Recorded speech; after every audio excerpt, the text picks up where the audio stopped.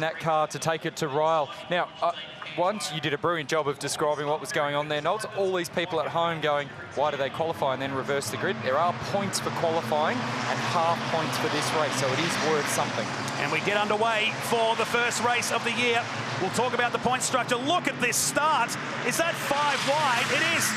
Hold your breath and close your eyes. This is going to be on into turn number 1. They're going to survive. Falk gets up on top.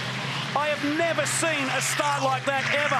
That was incredible, and everybody survived it. That was incredible, and I'm trying to keep an eye on Formosa, who at one point had his 2 front wheels at 45 degrees to where he was going. I thought he had broken steering for sure, but it doesn't look like it. He runs back around P6 there at the top of the shot. That was crazy.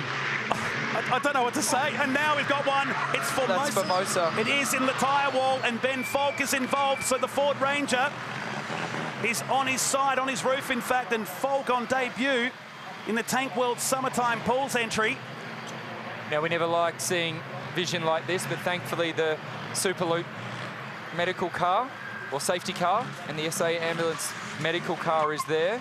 Rear wheels are still spinning on Formosa's car. I would assume we're going to see either a safety car or a red flag situation here, but the rear door on Formosa's car had taken quite a big hit. We'll keep everybody updated as we get information. Yeah, we stay green at the moment, but the yellows now are waving from race control. I cannot believe the start. I was expecting to see the incident there, not at turn number 5. And they'll just slow it down. I know it's the first day back at school for everyone, but that was mad. And Dean Canto out of the wheel. Look at the damage to the top of the Holden Colorado, the Team 18 AC Delco entry. So that's where Formosa has gone up the right-hand side with his car over that tyre barrier on the exit of turn 4.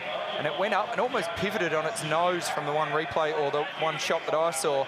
And when it's come back down and landed awkwardly, looking at what we just saw of Canto's car, you'd have to think that the rear tub liner has come down on the front windscreen of Canto's car.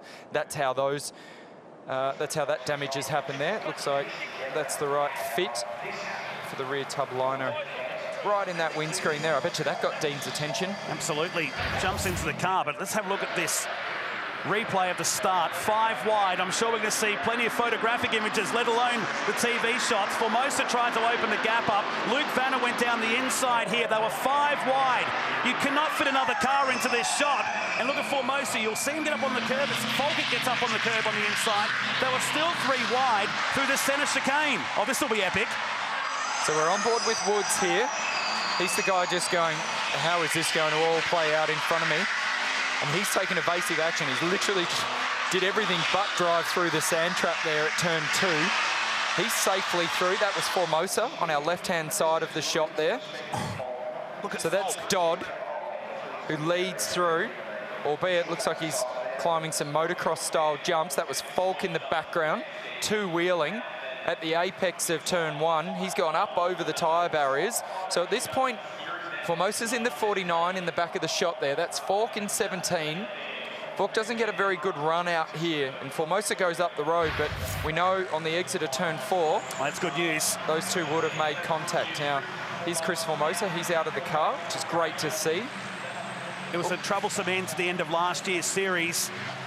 Full engine rebuild for the Ford Ranger. It's only done 20 laps in testing. It's been flat out running the family business with Allgate Auto Doors. Here it is again. So watch the bottom of the shot.